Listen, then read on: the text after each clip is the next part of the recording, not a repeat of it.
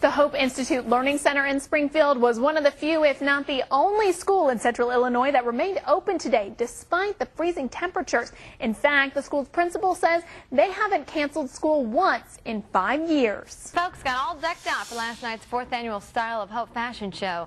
Community leaders, students, even some professional models walked the runway, strutting their stuff to a packed house at the Springfield Hilton. Just this last week on Thursday, on World Autism Day, I introduced in Washington legislation to deal with the challenge of autism for so many families and for our nation. Dozens of riders cruised to Hope School despite the rainy weather to drop off Easter baskets full of candy and stuffed animals for the children.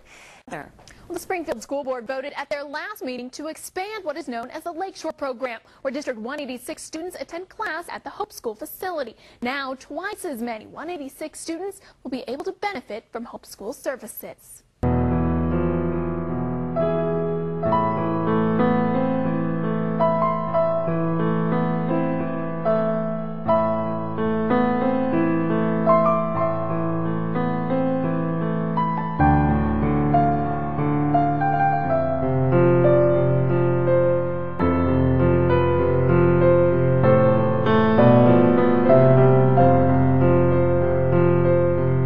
Services are being canceled, children are being sent home, staff are being laid off, and staff are leaving Sangamon County, leaving Springfield for greener pastures, places where they can keep jobs for their families.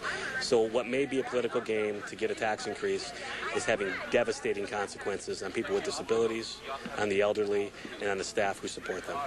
Well, Jerry, for some children with special needs, learning certain things like colors and seasons can be difficult. So Rachel Rambach, a certified music therapist, actually writes her own songs as a way to teach and connect with her students.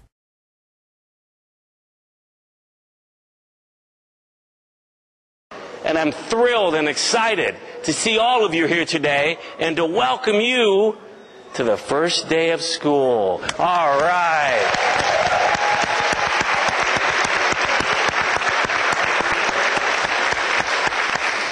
I want to talk to the students first. We're so excited you're here. It's going to be a great day, a great week, and a great month. We're so happy you're here. A few years ago, Tom LeClaire said to himself, life is great. I'm in good health. I have a great family. Then he asked a question. Why is it that I wake up every day and have this great life, and others, through no fault of their own, through absolutely no fault of their own, wake up and wonder if they're going to live another day? He had been reading about people who desperately needed organ transplants. Tom LeClaire decided right then to donate his kidney, not to a family member or friend, but to a stranger. He did not care who got it. When I donate blood, I don't say to the gentleman or the woman at the blood bank, I want this to go to a 54-year-old white guy who drinks beer at O'Brien's restaurant. To welcome the change, the Hope Institute for Children and Families hosted its annual Fall Festival. The event was free and open to the public. Families got to enjoy a petting zoo, pumpkin decorating, hay rides, carnival games, pony rides, music, and entertainment. The festival is also a chance for folks to check out the Institute and see how Hope is helping kids with developmental disabilities reach their full potential. Hope School and a local crop consultant are teaming up to grow a beautiful garden.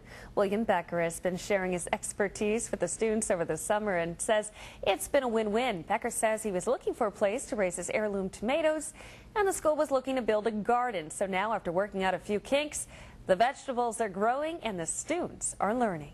30 statewide autism advocate groups are joining together in part of the Autism Program of Illinois. Each of these networks offer different services across the state, like providing diagnostics, outreach, and community training. But with the latest figures, they are now putting their heads together to figure out just how to meet the growing needs with limited resources. Well, autism is becoming more and more common. New statistics show that 1 in 100 American children could be diagnosed with autism. And while there are a lot of programs and services to help those children now, there isn't much available for them once they grow up. Becky Moore is the proud mom of 9-year-old Jacob. He is such a good little boy. He's just got a big heart and a warm smile. When Jacob was 3, he was diagnosed with autism. Now he gets special help from the Autism Program of Illinois, undergoes speech and occupational therapy, and benefits from a slew of other services. That's really helped him a lot. You know, I don't know what we do without that extra therapy. But Becky worries what will happen to her son once he graduates high school, because there aren't many services available to help autistic adults find jobs or housing, which is why the Autism Program and Hope Institute are helping host Advancing Futures for Adults with Autism, a national town hall meeting. A national town hall meeting to address the needs of adults with autism was held today in Chicago. Hundreds gathering at the UIC Forum for that meeting. Thousands more took place today at sites across the country, all linked via live webcast. Mayor Daley told the participants today that services for children with autism are improving, but those same services are often lacking for adults. They are at risk of not having the services they need to help them with employment, housing, health care, and transportation.